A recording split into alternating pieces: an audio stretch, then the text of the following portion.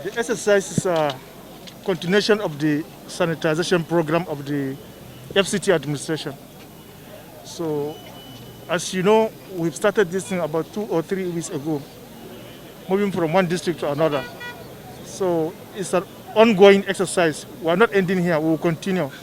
That is it. True. We had a sensitization meeting with the villagers, we marked the structures, and we adequately informed them. And very much they are aware because they have seen what happened at other villages like Partner Village and Utako. And then, as I said earlier on, we had sensitization meeting with the elders of the community. All right, we noticed during the demolition, there were some, like the glasses there, they were not really on the right of the way, and it was destroyed. And the person is crying foul. Would there be any form of compensation for such destructions? No compensation, as it's not a destruction. It's a cleaning exercise. So it wasn't a destruction, it's a cleaning exercise because he has been adequately informed, not today, not yesterday. So, sir, what would be your advice for people here?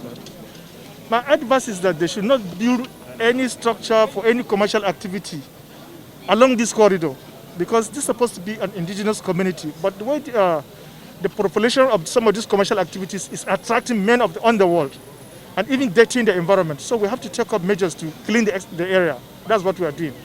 Okay, so, the Director of Development Control said that this proliferation of shanties is a safe haven for criminals. And that's the FCT administration will definitely not condone that. So the clean-up exercise, aside the issue of beautification, it is equally addressing security challenges. So the removal instead continues where and when necessary.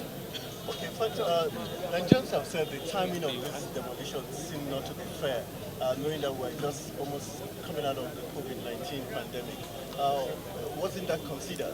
I'm surprised that a journalist is taking, from that perspective, you are aware that this issue of notice, which you are the champion of the FCT administration in informing members of the public. So I don't think this issue cannot say is not timely.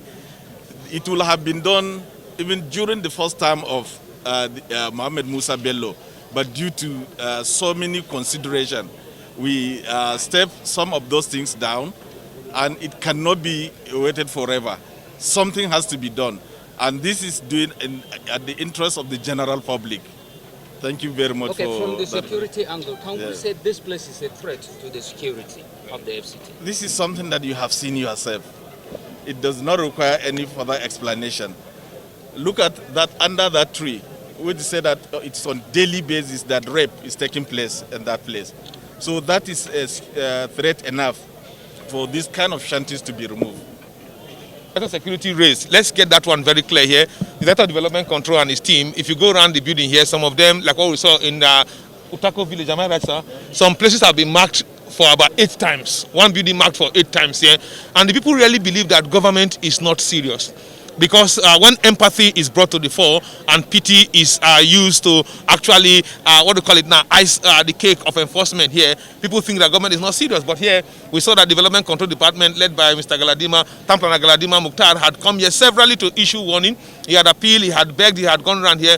But what also stands out here is that most of the shops that are turning the place to an eyesore here have been removed. But beside that here, some protest, about 3 or 4 were also removed. The bulldozer as we speak now is inside there at the instance of the original inhabitants of the FCT whose buildings we are not touched, that all the protests here must go. So if you look at now, we have left them with the bulldozers.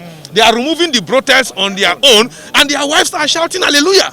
You can imagine all the protest housing sex workers here, go down there now as we started touching the brothels, giving them the bulldozer to control, as each brothel is being removed, where they have so many crowded sex workers, the wives of the people around here will be shouting hallelujah and praising the Lord because they are happy that their husbands cannot stay at home. That's something that really touched me here because they ought not to be around. But what would be the position of the government not to rebuild all these? No. This place is due for resettlement, and they will follow the process through. The chief of the village and the original inhabitant, including their councillor and others who came to request for the machine, gave their own vigilante cover to cover the machine. They won't allow the brothel to come back because their wives and themselves have seen how damaging the brothel is to the moral standard. Here, look at the other man who says whenever they're in the brothel, his kids will be hearing strange noise. All right, some of the occupants here made complaints that some FCTA officials had come in the past and they did give them some tips, but still yet this has occurred. What's your take on that? No, thank you very much. You see, the issue of corruption and bribery is something that people should desist from. We don't collect bribe. The data security, data development control, the CSOs on both sides don't collect bribe. The team of you see here don't collect bribe. So if you are giving bribe to somebody who come and disguise in the name of being a Gehazi, claiming to be sent by an Elisha from FCTA, the leprosy of Gehazi will fall upon you. And now they have tested it here. You give him bribe, you are happy, and when the food chips are down and you return back, and Elisha asks you where are you from, I'm speaking biblically now, then it will not be a good sign. But please don't give bribe, don't take bribe, because when the time comes and the director who always send them out checks, he will do what is right. And today the Oga himself is here and the machines have passed through these areas. It's very painful, very sad. But next time when government plead with you, say please, you can't be here. In the name of God, in the name of Allah subhanahu wa ta'ala, you just leave. Thank you very much. God bless you.